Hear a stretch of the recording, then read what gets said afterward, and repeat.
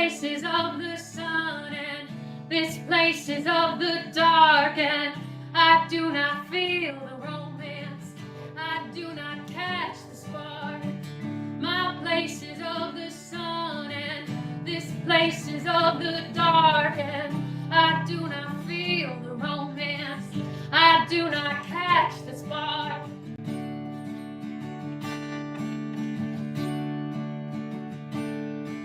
I don't know when I noticed life was life at my expense. The words of my heart line up like prisoners on a fence. My dreams came in like needy children, tugging at my sleeve.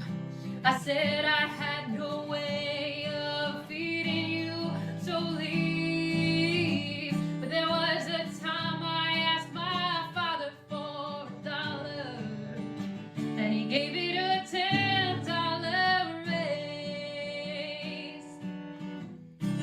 When I needed my mother and I called her, she stayed with me for days.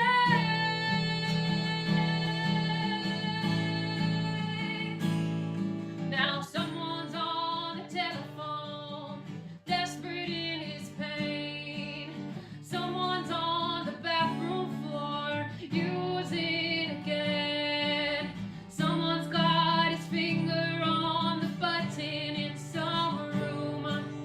No one can convince me we aren't gluttons for our doom.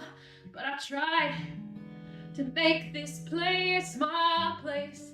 I asked for Providence to smile upon me with its sweet face.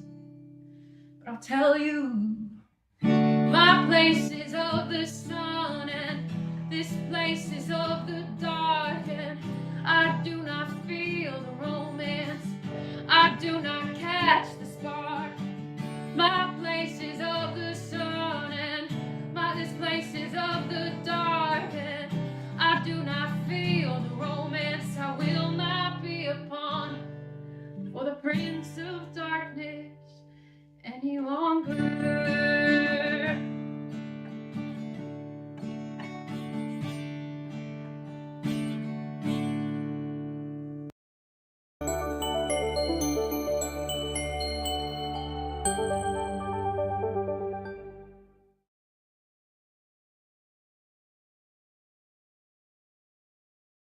My name is Riker, and I am doing the kids' sermon today. Do you remember the series that we're in for our sermons at church? Meh, not really. It's called The Church for Good. Oh, yeah. When I say that the church is for good, what does that mean to you? Like we are a church forever, and that we always will be. We're a church forever and we always will be. Mm-hmm. Okay. Do you know that our church has given us a lot of help since your brain injury? Uh-huh. What does that mean to you? It means like they have brought stuff to our house. People have brought us meals. Mm-hmm. Some people came and cleaned the house for us. Oh, very cool. So how does it make you feel to know that those people have supported us and that we think about that when we think about the church being for good? Very well. Anything else that it makes you feel? Anything else it makes you think about? It makes me think about like God and how He was always there helping us out.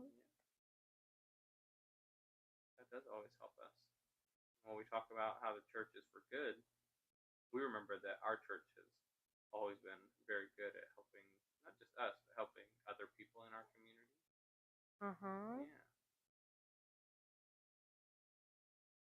All right. Anything else you want to say about how the church is for good? Not really, except for how I love how all of you beautiful people have always just been there helping us out right by our side. All right. Say bye and tell everyone to have a good day. Bye. Have a great day. Thanks, buddy.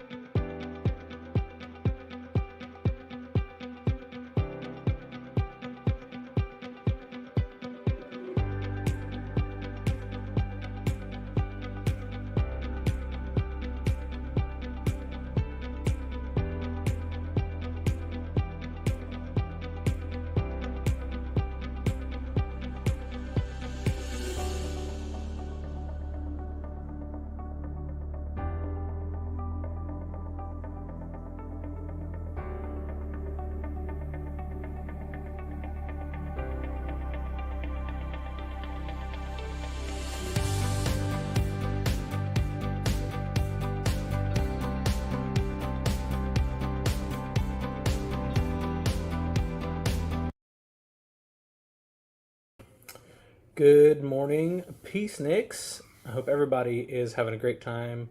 I hope you've had wonderful breakfast and wonderful time chatting and spending time together. I know we've got a group that's out in Hutto with the Gebhardts, and I went there on our last watch party.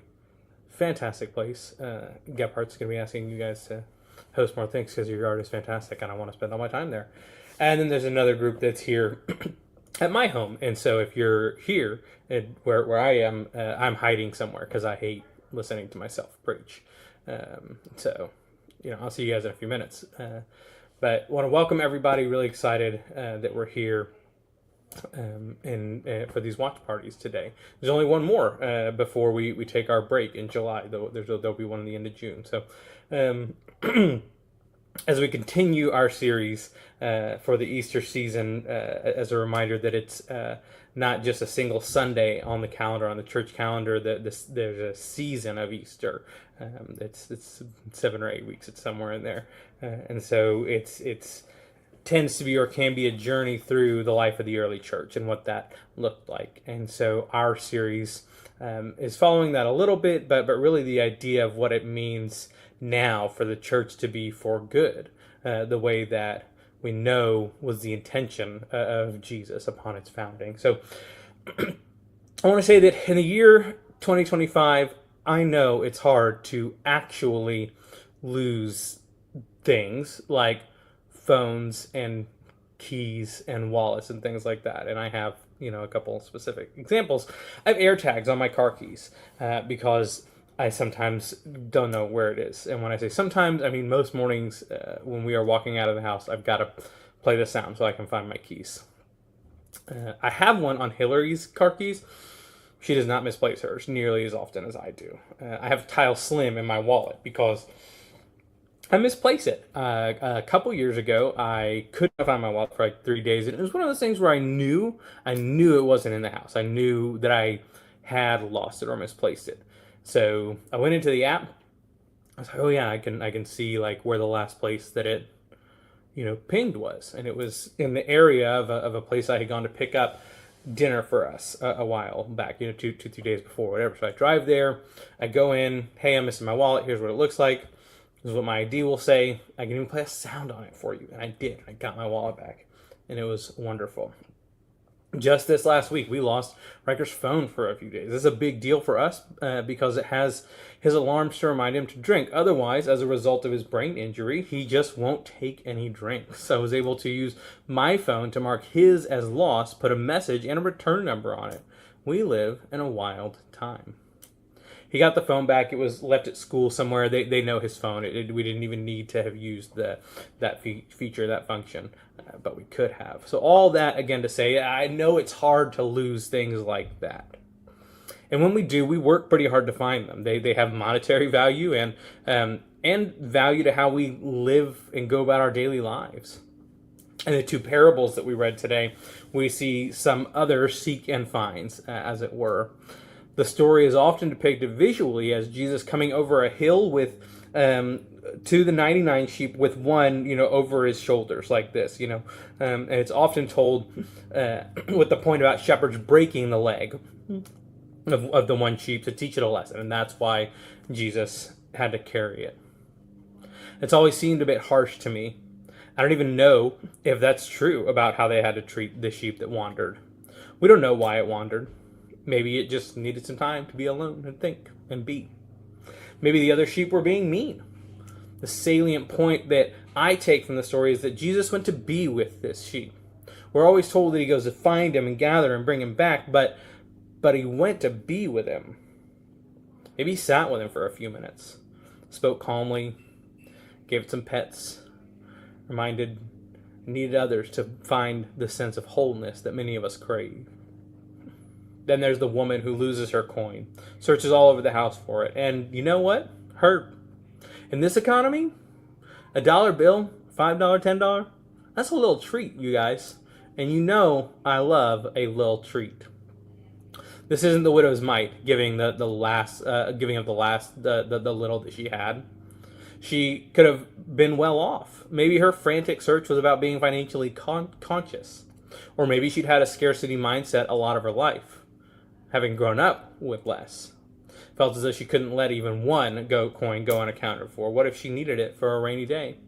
It's actor and podcaster Dax Shepard who talks about that a lot. He grew up poor, didn't have a lot, and that's one of the reasons that he does try to work so much, just to get and get and get. And he knows this about himself, that he has that scarcity mindset. He says because he never knows when it'll run out, when the work will run out, when it'll dry up.